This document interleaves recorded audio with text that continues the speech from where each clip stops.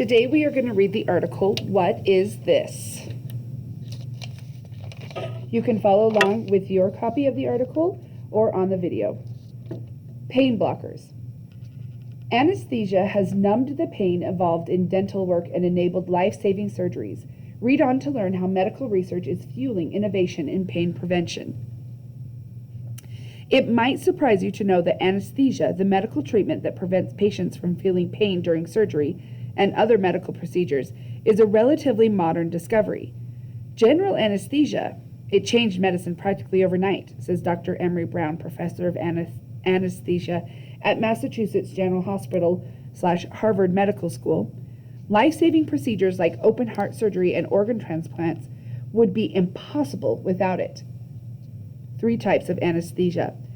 Patients remain conscious when receiving an injection of either local anesthesia, which numbs a small area, like near a tooth, or regional anesthesia, which numbs a larger area, such as around a knee. In contrast, general anesthesia puts patients into an unconscious state, enabling procedures like heart surgery. Plus, research has shown that managing pain during surgery with a dose of anesthesia that thoroughly blocks pain signals during unconsciousness may prevent or reduce pain after surgery. Anesthesia and consciousness. As recently as 175 years ago, says Dr. Margaret Sadensky, professor and researcher at the University of Washington and Seattle Children's Research Institute, surgery was pretty rare, very dangerous, and a last resort. Those who did undergo surgery did so fully conscious. Imagine a patient dying of appendicitis because surgery was basically impossible. The discovery of general anesthetics changed medicine in a way that is hard for us to imagine today. General anesthetics have been safely given to millions of Americans, but until recently have been considered a medical mystery. To me, it's still amazing.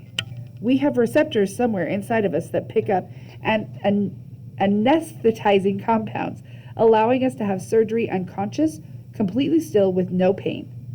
When surgery is over, voila, we're conscious again with no memory of the procedure. Very mysterious, says Dr. Sadensky. The future of anesthesiology. Today, anesthesiologists and researchers are working to learn more. There is so much that we don't know, said Dr. Jin Wing, an anesthesiologist and associate professor who conducts research at NYU. What is consciousness? What neural activity defines the lack of consciousness? How do we experience pain via our neural pathways? Anesthesia research currently underway. How much do we need? Dr. Brown is on a quest to develop perfectly controllable anesthesia techniques so when patients undergo surgery, they receive only the amount of anesthesia they need. He wants patients to experience surgery without side effects like nausea or confusion afterward. Hunting for binding sites. In order for general anesthetics to cause unconsciousness, molecules of the anesthetic drug must attach to molecules in the human body. But where in our cells are these binding sites? Dr. Sadensky wants to find out. Knowing the binding site structure and function could lead to the discovery of even safer anesthetics that have fewer side effects. Plus, her work could reveal a lot about how the central nervous system works. That could lead other researchers to better understanding conditions like epilepsy. Discovering biomarkers. Dr. Wang investigates how the brain perceives and regulates pain.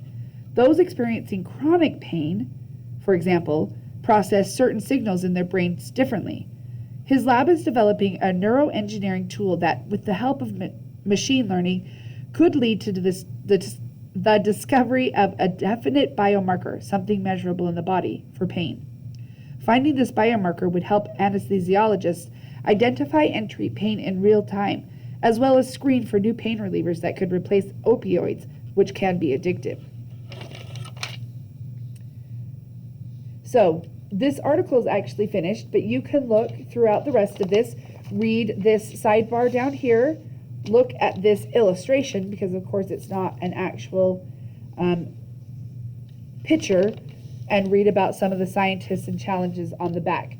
When you are finished, take this and your center's paper to your teacher to have it stamped off and get your second read paper.